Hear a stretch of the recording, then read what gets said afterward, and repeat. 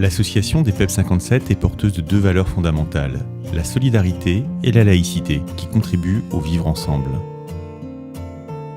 Elle agit pour permettre à chacun d'accéder à l'ensemble de ses droits, à l'éducation, aux soins, aux loisirs, aux vacances, à la culture, à l'insertion sociale et professionnelle.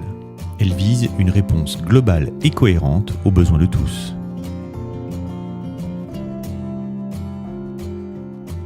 Les PEP 57 interviennent dans des secteurs différents, au bénéfice des enfants et de leurs familles.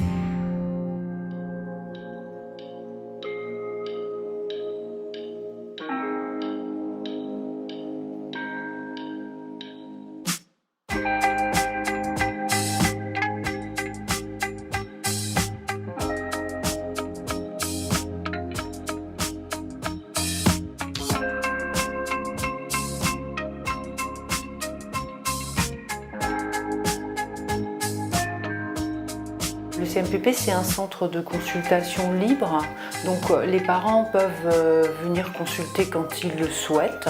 Alors il se trouve que dans les faits, c'est souvent sur recommandation de l'école ou sur demande de l'école qui peut voir des difficultés chez l'enfant, mais il y a d'autres modes d'entrée. Un enfant qui vient au CMPP est toujours reçu par un médecin psychiatre qui fait un premier entretien avec la famille et l'enfant et qui fait une première évaluation des difficultés.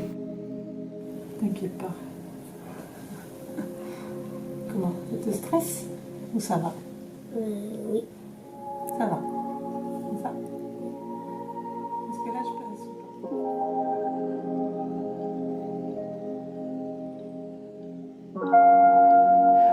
Et bien sûr que l'idée, c'est de favoriser une euroscolarisation avec un projet de vie. On peut l'appeler comme ça. Un projet de vie, c'est plus juste de dire comme ça.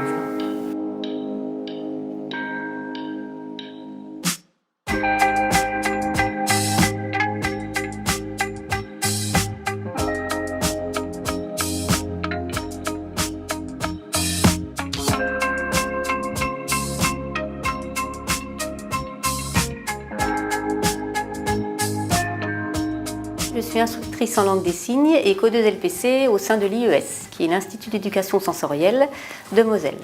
On peut avoir des enfants qui arrivent tout petits, juste après la naissance, à l'âge de 7-8 ans, voilà, ça dépend. Ça dépend quand est-ce que le trouble est diagnostiqué, quand est-ce que une demande a été faite à la MDPH, il y a plein de cas différents. Ils suivent une scolarité normale, mais c'est adapté, ils sont quand même en ULIS, ils sont inscrits à l'ULIS, unité locale d'inclusion scolaire. Les professionnels qui interviennent vraiment dans le cadre scolaire, ce sont les instructrices en langue des signes, parce qu'elles vont, elles vont intervenir en classe pour faire de l'interface de communication, pour aider à la compréhension, traduire les textes, des choses comme ça. J'avais commencé à travailler la semaine passée. Là, dans une maternelle où j'interviens, quand la maîtresse fait le point de repas du matin, je suis assise à côté d'elle et puis je fais en langue des signes pour le petit qui est là. Mais les petits, les autres, ils suivent aussi et donc elle leur apprend des signes. On travaille beaucoup en équipe, c'est très très important parce que moi je ne pourrais pas travailler en individuel comme ça avec les enfants s'il n'y avait pas mes collègues. C'est vraiment c'est primordial qu'on se voit régulièrement, qu'on discute des enfants, qu'on discute de ce qu'on peut faire avec eux, de ce qu'on va faire. Et c'est ce qui fait que ça fonctionne bien et que les enfants progressent et puis qui rentrent dans la vie avec épanouis.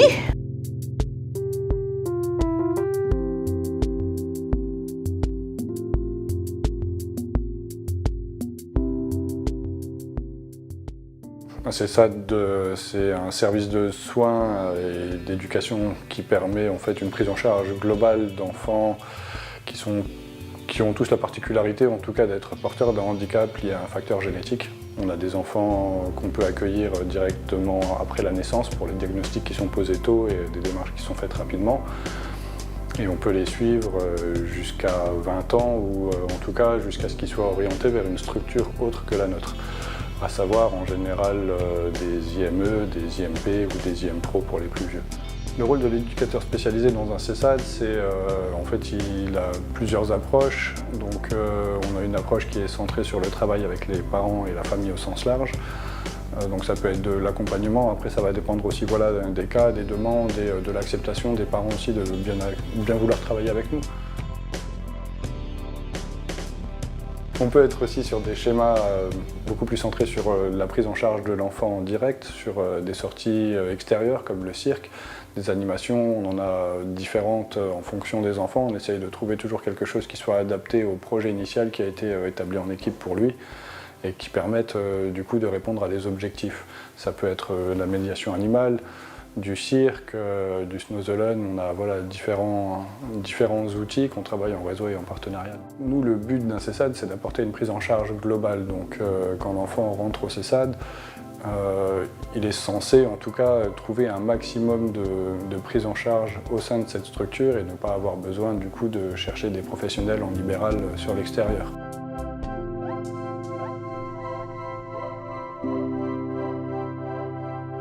On essaye vraiment de s'adapter et de gérer chaque cas de figure avec le plus d'objectivité possible pour répondre au mieux à leurs besoins. Le CESAD Pro a été créé pour répondre à des besoins en matière d'accompagnement à l'insertion pour des jeunes en situation de handicap suivis par les services et les établissements des PEP.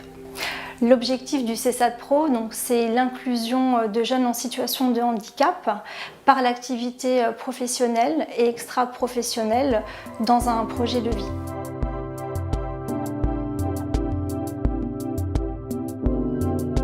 Nous, on va travailler en tenant compte des valeurs de l'association. Donc il y a le projet professionnel, mais on va aussi travailler le côté social. Le côté social, ça va être favoriser l'autonomie, l'accès à la culture, l'accès aux loisirs, l'accès au logement, et en tenant compte également de l'axe thérapeutique.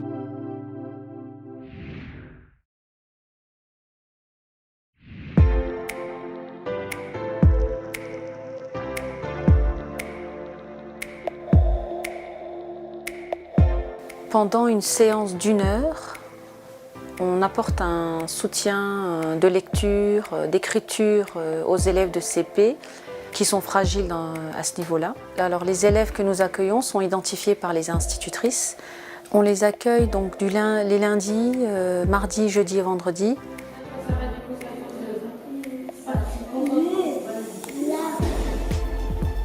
Ils sont preneurs en fait. Ils veulent pouvoir réussir à lire comme leurs copains. On est accompagnateurs en fait. Donc je travaille aussi les matins. J'interviens dans les collèges pour les ateliers SUC.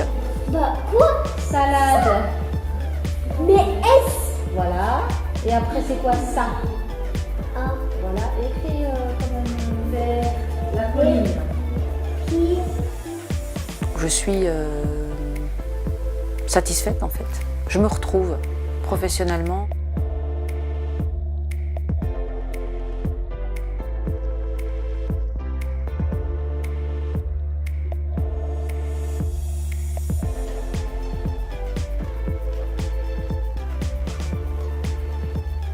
Une microcrèche, c'est une structure d'accueil collective qui peut donc accueillir 10 enfants simultanément. Il travaille du personnel spécialisé dans la petite enfance. Ici, nous sommes 2 puéricultrices et 2 agents de puériculture. Tu fais? Regarde, on ferme les feutres après. Voilà. Tiens. Oui, on y trouve finalement la même chose que dans une crèche un peu plus classique, sauf que les 10 enfants d'âge différents, finalement, passent la journée ensemble dans différentes activités, les différents moments de la journée, quoi.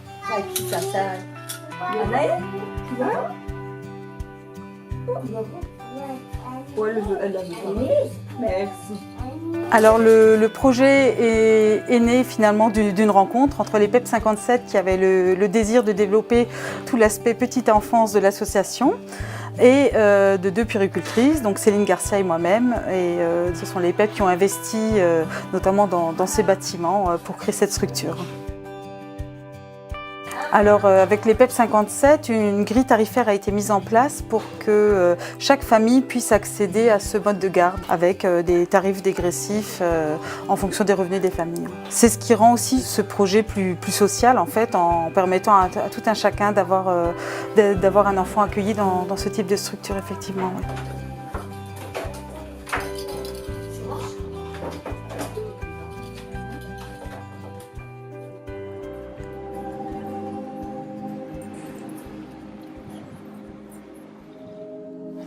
Nous avons différentes actions qui se passent à l'accueil famille. On a notamment les cours de français. On a le CLAS, qui est le contrat local d'accompagnement à la scolarité. On a les sorties entre parents, toute la famille ensemble. Le soutien scolaire qu'on distribue de façon personnalisée aux enfants. L'objectif de l'accueil famille, c'est pour emmener les parents à les rassurer, de savoir qu'en tant que parents, ils sont les premiers éducateurs de leurs enfants. Donc, ils ont des compétences et ces compétences-là, ils peuvent les développer. Il est vrai que la plupart des parents qui fréquentent l'accueil famille ne maîtrisent pas la langue française. Mais on n'a pas besoin de maîtriser une langue en particulier pour être parent. Donc, en tant que parents, ils ont des compétences. L'accueil famille est là pour les encourager à mettre en pratique leurs compétences et pour pouvoir échanger des pratiques de parents. On est parents, quel que soit l'endroit d'où on vient. À l'accueil famille, on a au moins 21 nationalités.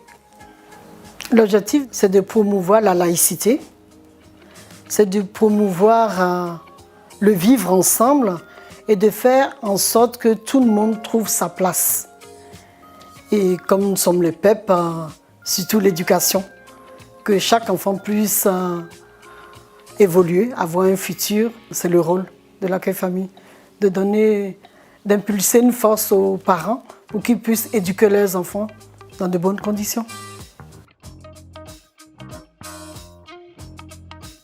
C'est du coup une action que les PEP ont mis en place pour répondre un maximum aux besoins des familles qui travaillent. Et donc on prend en charge les enfants qui ne sont pas dans les heures scolaires.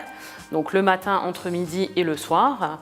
Mais il n'y a pas que la partie périscolaire, il y a également la partie mercredi éducatif, avec les mercredis loisirs et tout ce qui est accueil de loisirs sans hébergement, donc les centres aérés durant les petites et grandes vacances. On ne veut pas être appelés des gardiennes d'enfants, on est bien des animatrices, donc on propose des activités et des ateliers à plus-value éducative, justement pour que les familles qui ne sont pas forcément dans le besoin aient envie d'inscrire les enfants au périscolaire par rapport à des ateliers spécifiques qu'on pourrait proposer aux enfants. La place primordiale de l'animateur au sein du périscolaire, c'est l'accompagnement de l'enfant. Voilà, donc l'accompagnement dans sa vie quotidienne, dans sa vie de tous les jours, dans son développement. On est là pour l'accompagner justement le matin, le midi et le soir. Leur apprendre des choses nouvelles aussi, leur donner envie de faire des nouvelles activités. Donc c'est pour ça qu'on propose des ateliers spécifiques. Et puis c'est pour ça qu'en tant qu'animateur, on continue à se former sur différents thèmes à aborder avec les enfants. Donc on met des ateliers philo en place pour les enfants, on met des ateliers news du jour avec un abonnement au journal Le Petit Quotidien. On a également tout ce qui est littérature jeunesse. Donc les PEP nous proposent de faire des activités en lien direct autour du livre avec le prix littérature jeunesse petite enfance qui nous est proposé. Il y a des ateliers sportifs avec toutes les formations qui en découlent. Les PEP nous proposent de se former pour mettre ces ateliers-là en place sur nos périscolaires.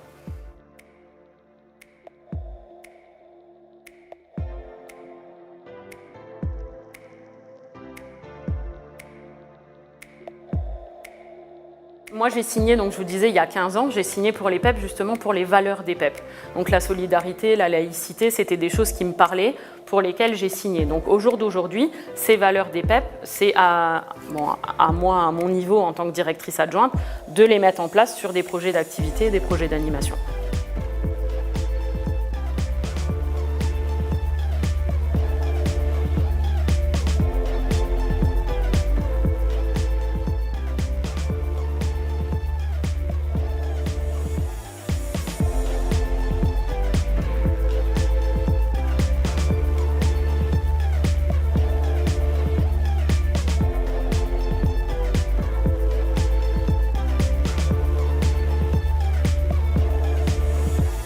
Je travaille au sein d'un service commun FOL PEP à Metz. J'organise des séjours scolaires pour les écoles de Moselle, d'autres départements et aussi du Luxembourg, de l'Allemagne un petit peu et pas mal d'écoles françaises dans d'autres pays. Une classe de découverte, c'est simplement faire école ailleurs. Donc l'enseignant amène ses élèves vivre la classe, apprendre des choses, mais hors de l'école. Donc ça peut se passer tout proche. On a des séjours qui se passent dans le coin de Nancy ou même en Moselle. On organise des séjours très de proximité, mais l'enfant n'est pas dans le contexte de la classe, assis sur sa chaise face à un cahier et le maître face à lui. Il apprend autrement. On accueille tous les enfants et on met tout en œuvre pour accueillir tous les enfants, qu'il n'y en ait pas un qui soit laissé en classe avec d'autres enfants à l'école. Si un enseignant nous dit qu'il a un enfant en fauteuil, par exemple, on trouvera un car adapté, qui aura une rampe particulière. Sur place, on fera en sorte que nos intervenants aient l'équipement adapté pour que l'enfant puisse faire chaque activité, que ce soit du cirque, de la randonnée, du nautisme, peu importe, tout sera adapté pour ces enfants. Et ils font la classe autrement en fait. C'est d'autres façons d'apprendre.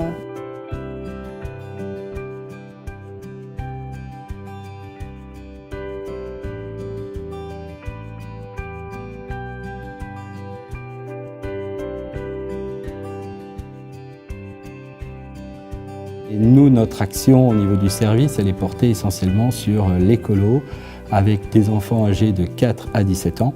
C'est ce mixage entre des gens engagés pour l'éducation populaire et l'apprentissage au niveau des enfants, plus un fondement et un socle important qui est ce qu'on appelle le projet éducatif et les projets pédagogiques des différents fonctionnements, sont pour objectif, certes, de faire vivre à des enfants une rupture ou tout simplement des vacances, et en même temps y apporter une certaine forme de plus-value éducative dans ce qu'ils vont vivre, avec la pratique d'activités en toute sécurité et avec plaisir, et surtout dans un contexte qui est ce qu'on appelle aujourd'hui le vivre ensemble.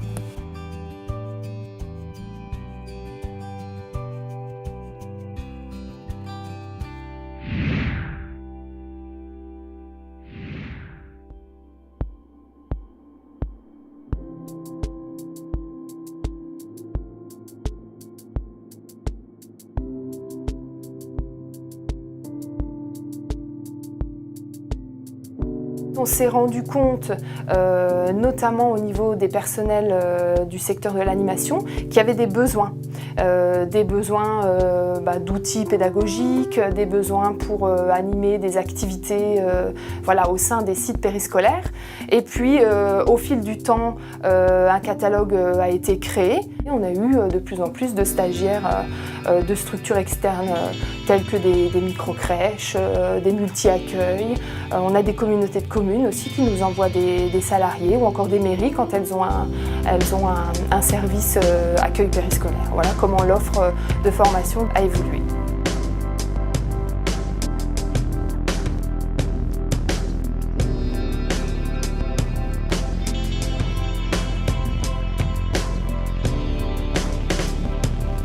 Alors, la commission des solidarités vient en aide aux enfants et à leurs familles lors de séjours de vacances, lors de séjours de classes découvertes, lors d'achat de fournitures scolaires, lors d'accidents de la vie. Les principales ressources, c'est l'argent de la tombola qui a lieu tous les 2 ans dans les écoles de toute la Moselle et qui est exclusivement réservé aux classes découvertes et aux séjours de vacances des enfants.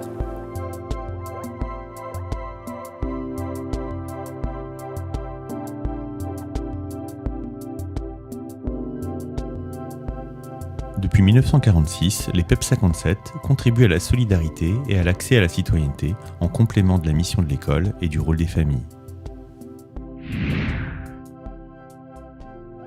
Tout au long de l'année, ce sont plus de 500 salariés qui accompagnent environ 25 000 usagers.